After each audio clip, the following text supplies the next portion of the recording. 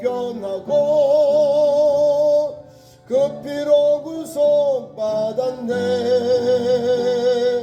하나님은 나의 구원 되시오니 내게 정죄함 없겠네. 하나님 말씀 좋습니다. 구약 성경 잠언 25장 15절에서 28절 말씀을 교독합니다.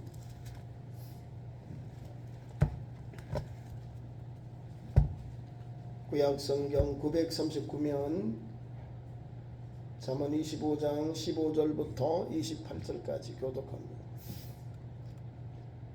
구약 939페이지입니다. 15절 오래 참으면 관원도 설득할 수 있나니 부드러운 혀는 뼈를 꺾느니라.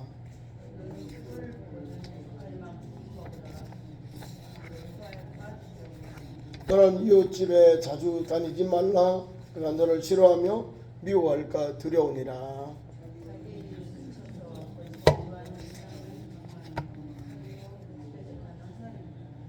월난 날에 진실하지 못한 자를 의뢰한 것은 부러진 이와 위골된 발 같으니라.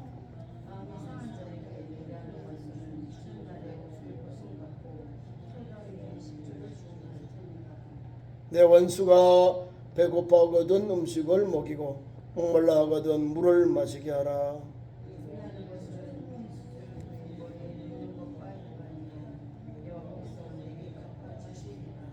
북풍이 비를 일으킴 같이 참 좋아하는 혀는 사람의 얼굴에 분을 일으키느니라.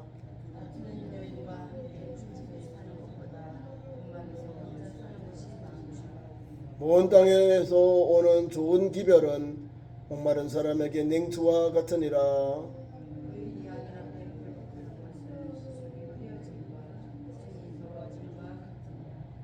꿀을 많이 먹는 것이 좋지 못하고 자기의 영예를 구하는 것이 헛되니라.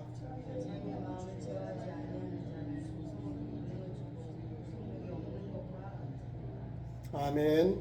그 말씀은 이웃에게 참된 유익을 줄 만한 현명하고 지혜로운 처신에 대하여 우리에게 말씀을 주고 있습니다. 오늘 이 시대도 우리가 지금으로부터 한 3000년경에 솔로몬이 하나님 준 지혜로 하나님 명철로 이 잠언을 기록했는데요. 말씀을 읽으면 참 우리의 마음을 심금을 울리는 그러한 잠언이 됩니다. 그러니까 오늘도 그 말씀 속에 우리가 어떻게 이웃에게 우리가 관계 설정을 하고 나에게 여러 가지 좋은 사람도 있고 그렇지 못하는 사람도 있고 중간적인 사람도 있고 방관적인 사람도 있습니다. 이렇지만 그런 사람이 있지만은 그럼에도 불구하고 우리는 믿음의 길, 정도의 길을 가야지요. 여기 보면 우리가 15절부터 28절 말씀 내용이 전반부의 말씀과 같이 똑같이 좀 더 열정적으로 이웃에 대한 그 유익을 줄 만한 길을 가라. 그런 교훈을 줍니다. 15절 말씀 보면요. 오래 참으면 관원도 성숙할 수 있나니 부드러운 혀는 뼈를 꺾느니라. 다시 말하면 부드러운 혀, 부드러운 말, 유순한 말, 이 말입니다. 부드러운 혀는 뼈를 꺾는다라는 뜻은 부드러운 말은 상대방의 적대감을 누그러뜨린다. 상대방이 가지고 있는 악한 마음을 녹인다. 그 말입니다. 그런데 저와 여러분도 부드러운 말을 많이 해야 돼요. 과격한 말은요, 오를 경로해요. 서로 여기서 톤을 높이면 우리가 부드럽게 바리톤을 하는 거하고 테너로 세게 해버리면 같이 또 음성이 같이 와요. 우리나라 말은 가는 말이 고와야 오는 말도 곱다 이런 거예요. 오늘 말씀을 보면 부드러운 말을 상대방에게 적대감을 누그러뜨린다는 거예요. 그런 의미가 담겨 있어요. 그리고 부드러운 혀, 말은 또 이렇게 유순하게 해야 돼요.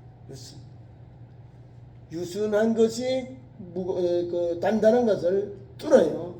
비가 오세 많이 오지 않아요, 그죠? 비가 많이 오는데 이 비도요 조금씩 바위에 떨어지면 그 두꺼운 바위도 뚫어요. 물 조금씩 그 떨어지는 것이 한 번, 두 번, 세 번 떨어지고 볼간이잖아요. 근데 그 두꺼운 바위를 뚫어요. 유순하다. 연약한 것 같지만 계속해서 떨어지면 그 무거운 두꺼운 돌도 다 뚫어버린다는 겁니다. 그리고 부드러운 효도 마찬가지. 부드러운 효도 뼈를 꺾는다. 이런 말씀을 주고 있어요. 그래서 우리도 좀 부드러운 말, 유순한 말을 하면 상대방에게 은혜가 돼요. 상대방이 되게 무장을 해제시켜버려. 나에게 막 공격적이고 막 부정적인 생각을 가진 사람이 내가 그 상대방에게 유순한 말, 부드러운 혀로 이야기하니까 이 사람이 누그러지는 거예요. 어머, 저 사람이 보기보다 내게 좋게 대우하네. 말을 들어보면 알잖아요. 그죠? 말이 청산태도 말도 한번 잘하면요, 뭐 청량빛을 갈아요. 말을 잘해요. 그리고 내가 말로 통해서 이웃과 이렇게 그러면 말이 어떤가, 나를 좋게 보고 긍정적으로 하는가 아니면 비방하는가, 이 차이거든요. 대신 비방하는 건 적게 하고 많이 그 사람이 좀 좋은 점, 덕되는 것, 덕담을 많이 나누면 상대방도 은혜가 되고 본인에게도 은혜가 됩니다. 그 다음에 16절 말씀은 우리에게 이런 말씀이, 너는 꿀을 보거든 족하리만큼 먹으라, 이 말입니다.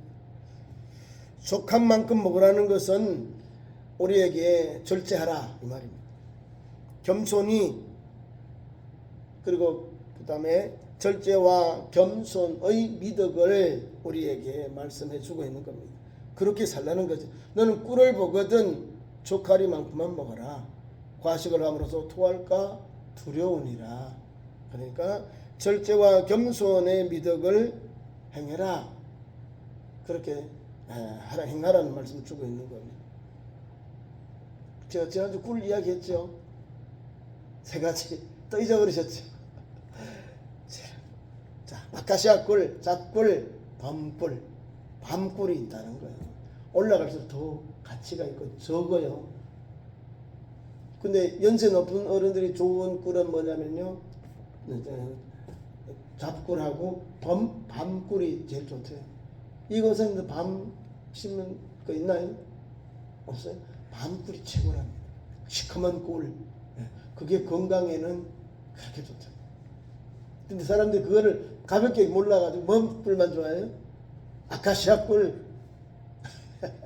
이 꿀은 제일 잘 모르는 사람이 제일 좋아해. 아카시아 꿀. 근데 다니까.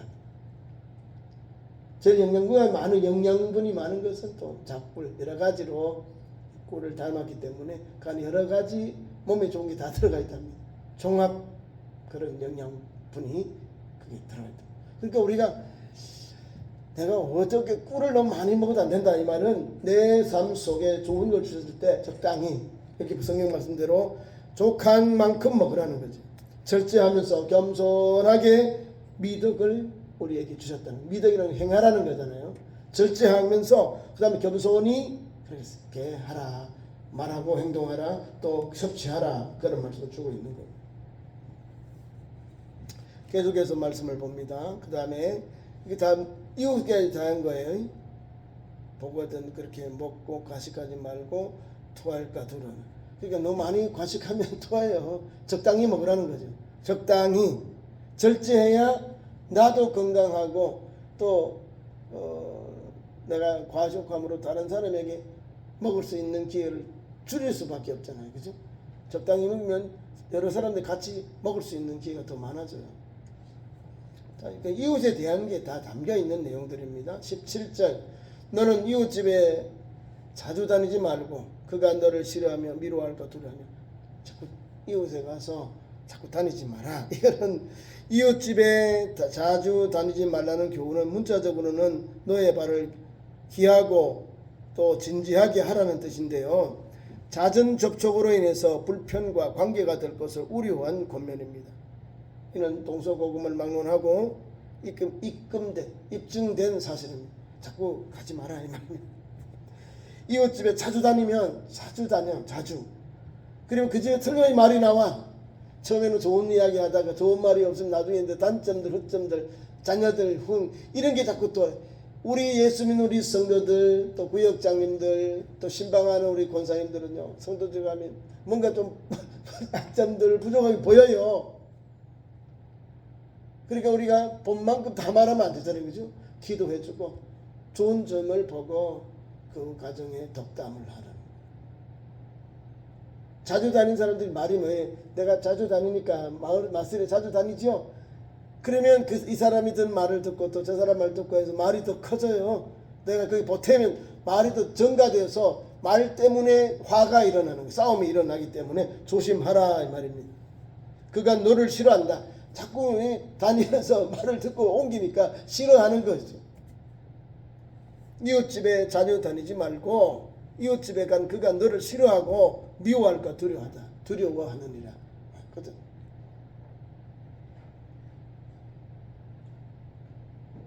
자주 만나는 사람에서 조심해야 돼. 왜? 장단점이 다 하기 때문에. 단점이 자꾸 보여요. 멀리서 보면 은혜롭다. 잘생겼다. 뭐 미인이시네. 은혜롭다. 이런데 사람이 같이 가까이 하면 단점들, 약점들, 실수한 것도 보여요. 그러니까 조심하라는 거죠. 그리고 이웃집에 가서도 좋은 걸 보고 그를 자꾸 이렇게 옮기지 마시라는 거예요. 그러니까 그가 너를 미워하고 그 다음에 싫어할까 두렵다 그 말하고 있는 거예요. 우리 가정에 모르는데 누가 자꾸 다니면서 듣고 가서 알리고 가서 이야기하니까 그 의도가 아닌데 우리에게 욕 잘못 땡겨 오잖아요. 듣게 되면 듣는 그 사람이 엄청 속상해해요. 그래, 저 사람 안 왔으면 좋겠다. 말이 많다. 그게 말로 인해서 사람이 호불호가 정해지는 거예요. 내가 많이 안 비워도요. 말을 유식에 못해도 내가 여러 사람들 말을 안 해요. 가만히 있어 봐요. 저 사람이 많이 아는지 또 그렇지 못한지 모르잖아요. 나는 옷이 좀 따고 들어가는 거예요. 그죠? 가만히 계셔서 알았음에도 불구하고 몰랐음에도 내가 알든지 모르든 간에 내가 그 말에 대해서 가만히 침묵을 하는 거예요. 듣고 있는 거예요. 그냥 옷이 좀 따가지고 내가 모르고 또 더 오버해서 그 사람의 모르는 숨겨진 이야기를 또 해버리면 난리가 나는 거예요. 지금 14절까지 지난주에 할 때 수요일에 예배 말씀 때 그런 말씀하셨어요. 내가 막 서로 다투다가 은밀한 것까지도 막 까버려요. 그러면 안 되는 거예요. 그러면 불을 터질러 싸움을 말리는 게 아니라 싸움을 더 막 불을 질러 더 크게 만들어버려요. 그런 걸 하지 말아요. 자주 다니면서 말을 옮기지 말라는 경고의 말씀입니다. 그 다음에 18절 말씀. 여기 18절 말씀은 자기 이웃을 쳐서 거짓 증거하는 사람은 방망이요 칼이요 뾰족한 화살이다. 무기다 이 말입니다. 살해하다라는 말 히브리 말이 헤레브라는데 헤레브 살해하다 무서운 말이죠. 다시 말하면 말로 모든 흉기가 될 만한 도구를 가리킵니다. 살해하다 앞에 나오는 게 다 도구예요. 자기 이웃을 쳐서 거짓 증거하는 사람은 방망이, 칼, 뾰족한 화살 다 살인 도구라 이 말입니다. 그리고 우리가 될 수 있으면 거짓을 증언하는 사람이 되지 말아야 됩니다. 이웃을 쳐서 거짓 증언하는 똑같이 봤는데도요 반대 나옵니다. 같은 자리에 있었는데도 들은 게 A가 다르고 B가 다르고 한 사람은 좋은 걸 봤다고 아니야 나는 반대 방향의 이야기를 합니다. 누가 한 사람이 거짓말하는 거죠. 거짓 증언을 하는 거예요. 그래서 억울하게 옥살이 하는 사람도 많이 있습니다. 그래서 10년이 가고 감옥에서 다 형기를 마쳐 나오면 그때서 재심을 해요. 재조사를 해요. 무죄가 나와요. 이런 게 사람을 말로써 또 사람을 쳐서 거짓 증언함으로써 방망이로 칼로 뾰족한 화살 살인하게 됐다. 그러니까 이웃을 쳐서 거짓말하지 말라는 거예요. 증언하지 마. 증언이라는 것은 다 법정 용어입니다. 법정 법에 가서 내가 봤는데 봤다고 안 봤으면 안 봤다 해야 되는데 안 봤는데 봤다 하는 거예요. 그게 이제 거짓 증언을 법으로 처벌합니다. 다 이웃에 대한 내용입니다. 지금 이웃에게 거짓 증언하지 말아라. 이웃에게 쳐서 거짓 증언하는 것은 그 사람에게 살인하게 하는 무기가 된다. 그 말씀을 우리에게 오늘 잠언이 말씀해 주고 있습니다. 그리고 계속 밑에 날은 다른 게 아니에요. 우리의 삶 속에도 어려움도 와요. 나와 이웃 사이에도 어려움 오고 나도 어려움 당할 때 어떻게 내가 대처하고 어떻게 할 건가 그런 내용입니다. 19절 환난 날에 진실하지 못한 자를 의뢰하는 것. 내가 어려움 당할 때에 진실한 사람이 아니고 부실한 사람들, 불의한 사람들을 사귀면 내게 뭐가 올 거야? 화가 오는 거예요. 19절 하반절. 의뢰하면 그것은 부러진 이 위골된 발 같다. 이도 부러지고 발도 부러진다 이 말입니다. 다시 말해 내게 손해가 먹지하다 엄청나게 많다는 거예요. 이빨도 부러지고 발도 위골된 발도 위골된다. 부러진다는 거죠. 될 수 있으면 우리는 어떤 사람요? 환난 당할 때에 하나님 앞에 나와 기도하고요. 환난 당할 때에 내 친구에게 가서 진실하게 도움을 요청하는 것밖에 없어요. 근데 여기 보면 의뢰하는데 내가 신실하지 못한 자를 의뢰하면 안 되는 거예요. 신실한 사람, 친구요. 불의한 사람들에게 가서 내가 환난 당할 때 가서 도와달라고 하지 마시고 신실한 사람, 모든 사람이 볼 때 저 사람 있으면 공정하다 믿을 만한 그런 사람이 가서 환난 때에 내 원한을 내 민원을 이야기하라 이 말입니다.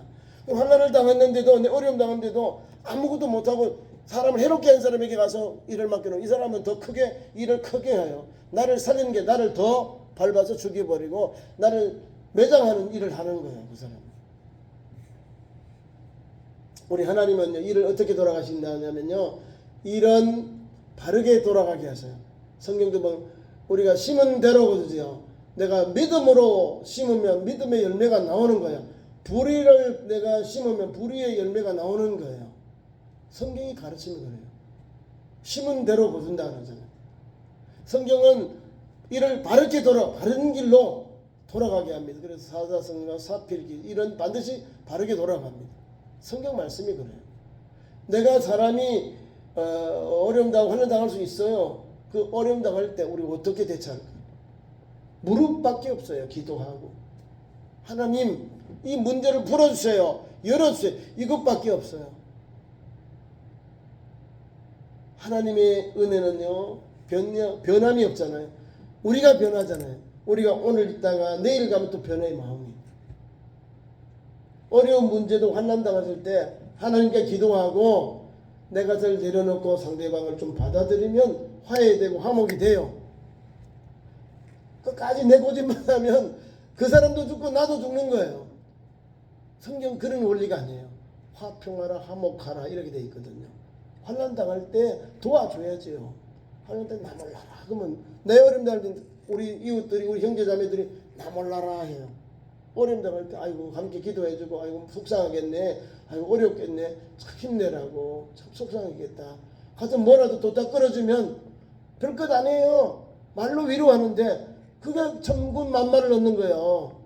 내가 뭐 돈으로 많이 막 갖다 이런 게 아니라 그럼에도 불구하고 힘으로 나에게 힘이 되어주니까 위로해주니까 적은 것은 내게 친구가 되어주니까 말벗이 되어준다고 말해요. 그렇게 힘이 되는 거예요.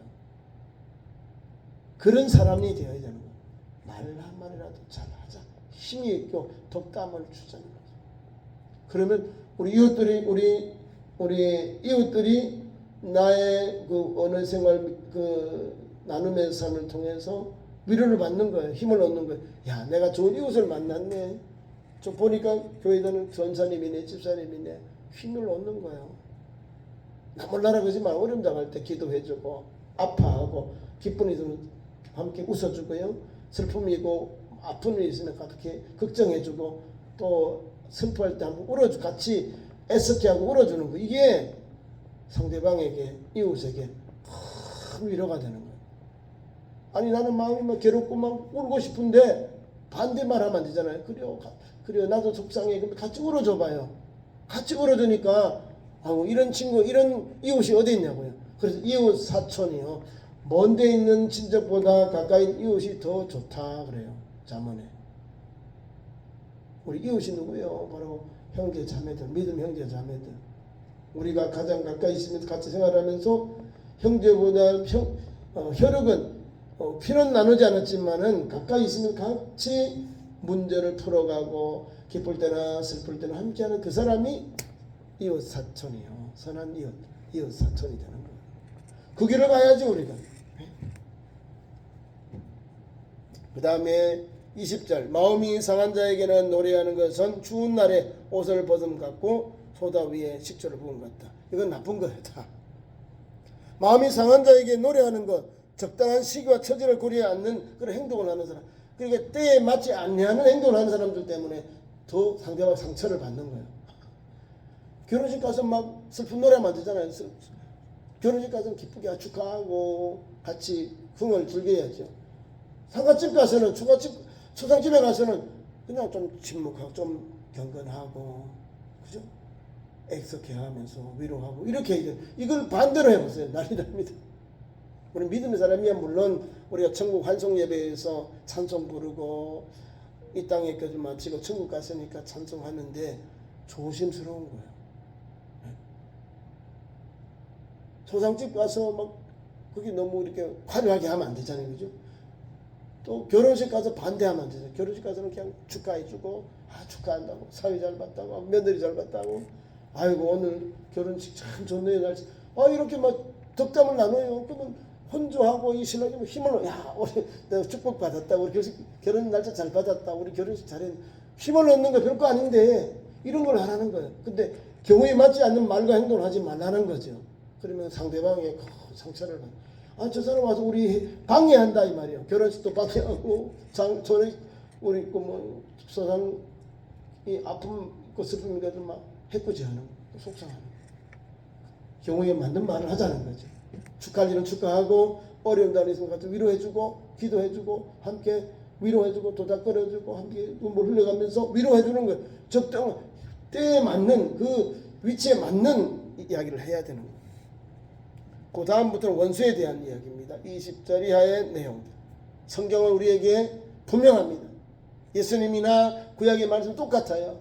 원수는 내가 갚는다. 너희가 원수 갚지 말아라. 내가 원수를 갚아주겠다는 거예요. 보세요. 뭐라고 했냐면 21절 이하. 너 원수가 배고파하거든 음식을 먹여라. 목말라하거든 물을 마시게 하라.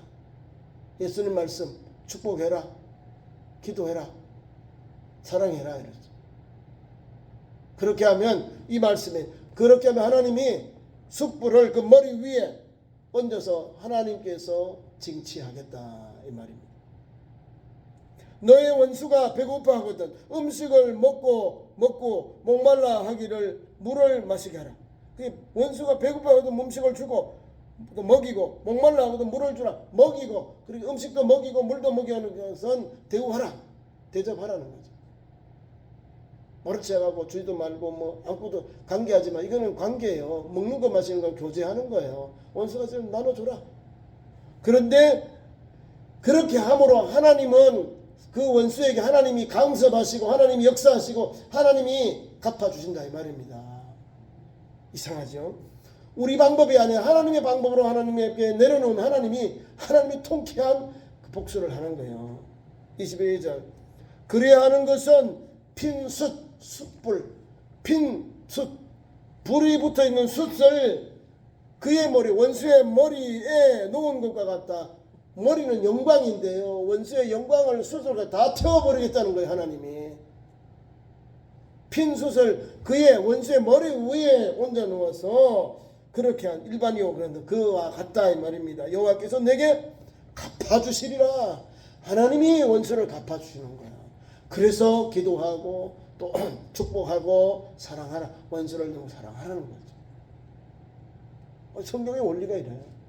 이렇게 하는 것이 이웃 사랑에 대한 이웃에 대한 분명한 삶의 모습을 우리에게 요구하고 있고 우리 그렇게 가라는 거죠. 하나님 우리에게 원수 있으면 그냥 원수를 막 어떻게 같이 막 보복하라. 아니 하나님 내가 갚게 내가 갚아주마. 너희들은 내려놔. 너희들은 아무것도 걱정하지 마. 내게 마음 와서 기도해. 그리고 하나님 앞에 주는 방법으로 그렇게 달려가라는 거죠. 말씀을 맺습니다. 북풍이 비를 일으킨 같이 참소하는 혀는 사람의 얼굴에 분을 일으킨다. 그리고 다투는 여인 뭐 이런 것 다 두 가지 비슷한 내용인데요. 북풍이 비를 일으키죠. 북쪽에서 비가 막 내립니다. 그런데 참소하는 혀도 사람 얼굴에 분을 일으킨다. 북풍이 비를 일으킨 같이 북쪽에서 막 비가 일으킨 같이 참소는 뭐 남을 욕하는 거 비방하는 게 참소요. 참소의 대명자가 누군지 아십니까? 사탄은 우리를 비방해요. 하나님 얘가 뭐 했어요? 하나님 얘가 잘못했어요. 믿음의 길을 안 하고요. 이런 나쁜 짓 했어요. 이렇게 죄를 지었어요. 불순종했어요. 요거 참소하는 사람의 대표가 사탄이에요. 우리 예수님은 변호사예요. 하나님 아버지 걱정 마세요. 하나님 내가 다 피 흘렸습니다. 내가 다 죽었습니다. 내가 다 저주를 받았습니다. 내가 다 머리로 손으로 가슴으로 다 내가 다 피 흘렸습니다. 주님 용서해 주세요. 하나님께 아버지 용서해 달라는 우리를 변호해 주는 분이 주님이고 참소하는 사람 우리 잘못한 걸 계속해서 막 고소하는 거예요. 참소는 나쁜 거예요. 사람에게 성경 말씀 보세요. 얼마나 은혜가 북풍이 비를 일으킨 같이 북쪽에서 바람이 일어서 비가 일으킨 같이 참소하는 혀도 사람의 얼굴에 분을 일으킨다는 거예요. 참소한 얼굴이 막 화가 나는 거예요. 그래서 우리 그렇게 하지 말아야 되는 거죠. 왜 우리가 참소합니까? 참소. 이웃과의 관계 속에 참소하지 마시고 또 덮어줘요. 덮어줘야 그 선은 다 나도 살지만 그 선은 사는 거예요. 덮어주고 몰라서 그러니까 덮어줘요. 그러면 살아나요. 내가 잘못한 걸 알거든 아는데 그걸 까발리고 막 이렇게 하지 않으면 그래서 알아요. 묵묵해. 그래도 내 뒤에서 나를 기도해 줬구나. 나에게도 또 이렇게 좋은 말 해줬구나 하고 그 들은 당사자는 얼마나 은혜가 되겠어요. 나는 부족하고 나는 실수했는데 그걸 덮어주면서 아마 설마 그렇지 않았을 거야. 그런 의도가 아닐 거야 하면 덮어주는 거예요. 덮어주니까 은혜가 되는 거죠. 근데 참소하는 혀는 사람의 얼굴에 분을 일으킨다기 때문에 참소하지 말아요. 대놓고 막 욕하고 비방하지 말라는 거지. 주님이 이렇게 우리 하나님께서 구약 성경에 이런 지혜 말씀 주셨으니 말도 조심하고 됐으면 덕을 끼치는 일에 달려가야 돼요. 아버지는 뭐 다투는 여인 또 먼 데서 온 좋은 기별 이런 것은 목마른서 냉수와 같다는 것은 좋은 소식을 들을 때는요 더운 날씨에 냉수와 같은 거예요. 목마른 사람에게 냉수 가장 시원한 말씀. 요사이에 우리가 유명한 말 사이다 발언이다 그 말입니다. 냉수 시원하잖아요.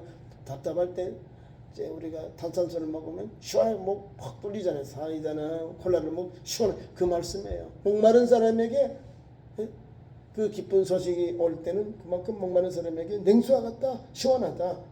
먼 곳에 오는 소식이 뭐예요? 내 딸들 잘 된 소식 오는 거고 또 군사를 말하자면 전쟁에서 승리해 오는 소리 그게 에반젤리즘 근데 그게 복음이에요. 복된 소식. 전쟁에서 승리한 소식이 그리스 신화에서 나와요. 그게 복음이고요. 예수 그리스도가 이 땅에 오셔서 이 땅에 오신 그 탄생할 때 천국에서 한 천상에서 선자들이 찬양한 것이 복음이에요. 기쁜 소식을 전하잖아요. 먼 데서 온 좋은 기별 그게 복음이에요. 복된 소식.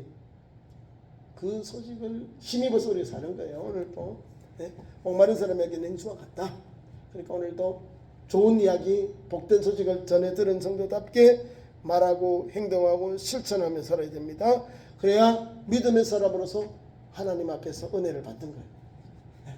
오늘도 좋은 소식만 이웃과 오고 가는 그런 믿음의 삶 설린 삶 되기를 축원합니다.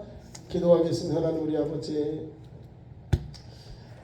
잠언 25장의 말씀 주셔서 이웃에게 오늘도 말하고 행동하는 실천에 대해 귀한 말씀 주셔서 감사합니다.